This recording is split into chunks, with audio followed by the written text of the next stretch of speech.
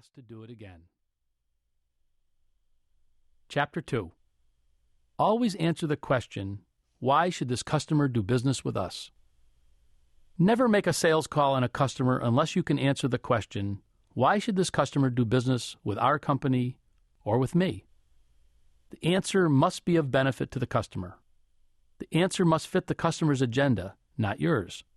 The customer should do business with you because you will make him feel good, or you will solve his problem, or both. There must be a business benefit and a personal benefit, often interlinked, for the customer. For example, a business benefit might be getting a new product to market sooner, thereby generating millions of dollars in new sales. The personal benefit might be a job promotion for the customer. If the benefit makes the customer feel good, then, for example, the effective furnace or natural gas salesperson's answer might be, the customer will get warm, cozy rooms. By the way, the ineffective furnace salesperson thinks the customer is buying BTUs. If your product solves a problem, then the answer to the question should be phrased in dollars and cents. For example, assume a software program enables a hotel to more accurately capture and bill any computer usage of hotel phone lines. If that's the case, the reason the customer should do business with you is because your product will generate $2 per room per night in incremental revenue. The Rainmaker answers the question, why should the customer do business with us, by calculating what economic benefits the product will give the customer and by calculating the consequences to the customer of not going with the recommended product.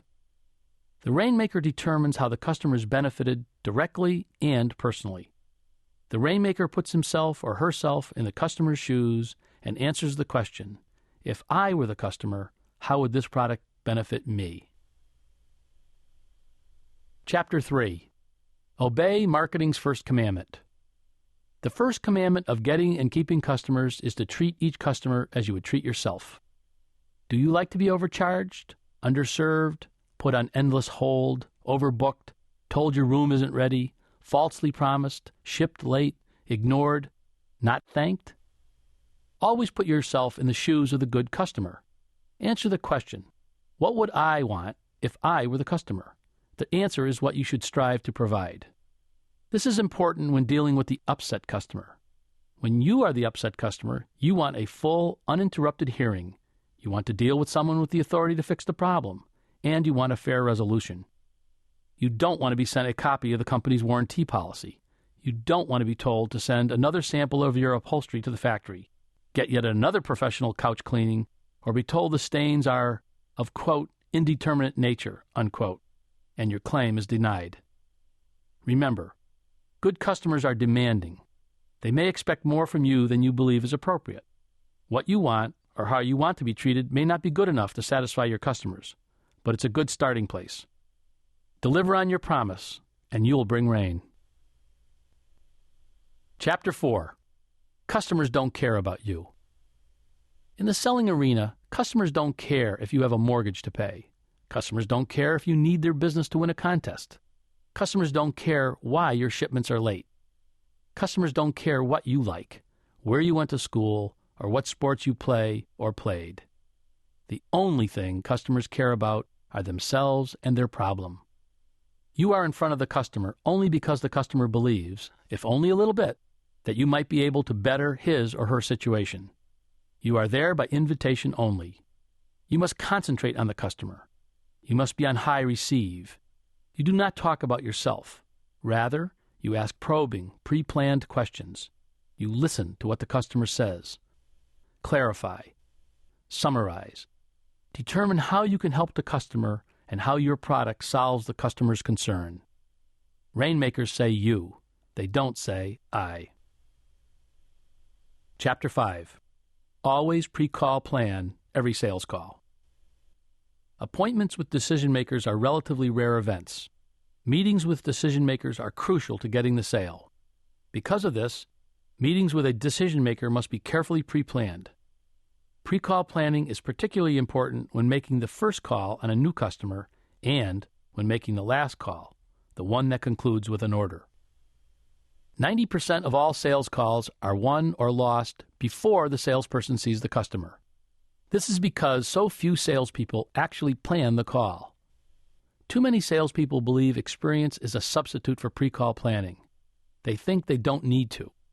Other salespeople do their pre-call planning on the way to a call. Others don't even know how to pre-call plan. Some don't know they should. Rainmakers never waste a sales call. They always pre-call plan. It is typical for a Rainmaker to spend 3 hours planning for a 15-minute sales call. Planning and practicing for 2 days to 2 weeks for a single sales call is not uncommon. One Rainmaker spent 15 straight 8-hour days researching and planning a 15-minute sales call. The call was on the CEO of a leading company in a new industry. If this company adopted the Rainmakers product, almost certainly the other companies in the industry would follow.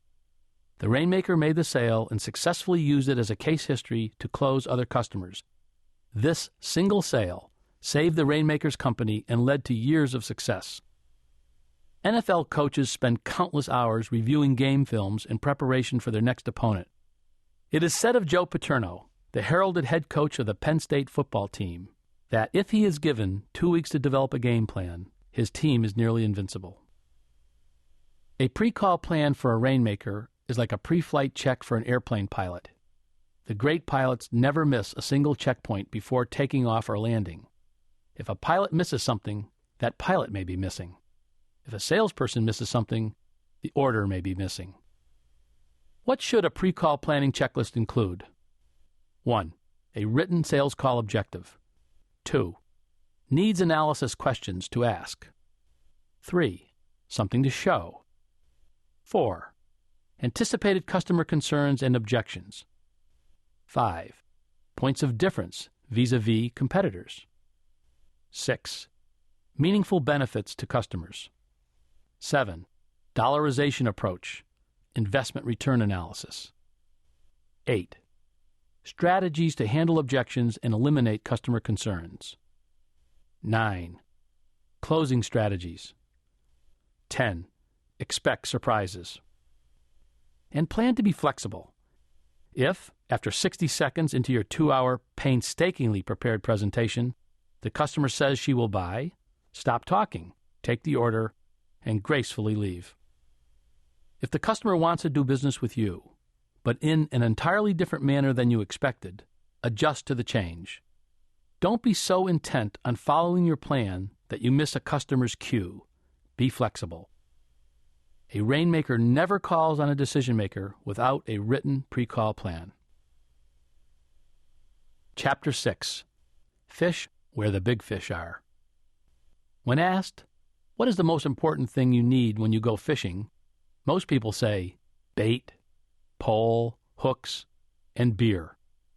Those are important, but the most important thing needed is fish. You can have the best boat on the prettiest lake with awesome tackle, but if there are no fish, you will go home empty-handed.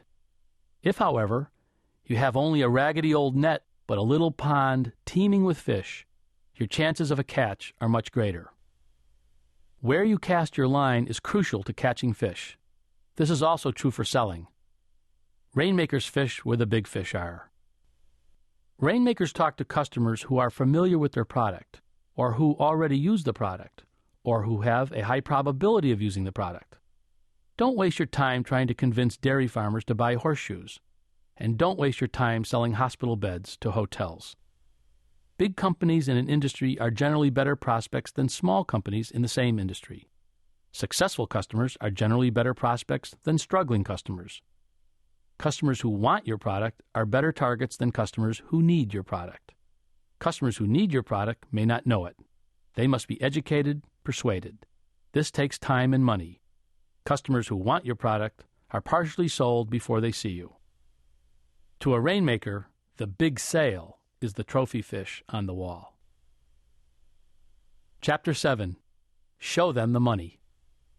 Customers buy for only 2 reasons: to feel good or to solve a problem. Going out to dinner, buying scuba equipment, or getting a new puppy fall into the feel-good category. The prevailing purchase motivation for organizations is to solve a problem. The solution to the problem can always be expressed in financial terms, in dollars and cents. If a company invests $100,000 in advertising, they expect that advertising to generate $500,000,